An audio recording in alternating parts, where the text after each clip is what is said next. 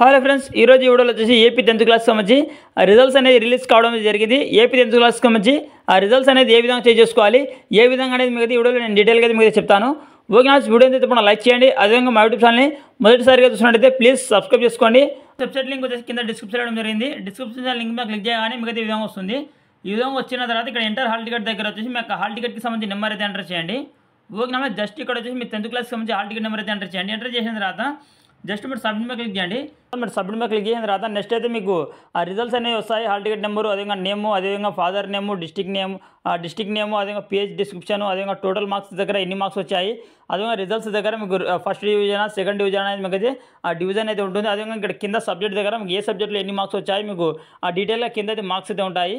ఈ విధంగా చాలా ఈజీగా అంటే ఈజీగా 10th క్లాస్ సంబంధించి ఈ విధంగా చాలా ఈజీగా రిజల్ట్స్ అనేది చెక్ చేసుకోవచ్చు. ఓకే నా ఇది ఫ్రెండ్స్ వాళ్ళ వీడియో చూసి మనం లైక్ చేయండి. అదేవిధంగా మరిన్ని ఇన్ఫర్మేటివ్ వీడియోస్ కోసం తప్పకుండా మా యూట్యూబ్ ఛానల్ అయితే సబ్స్క్రైబ్ చేసుకోండి. Thank you for watching.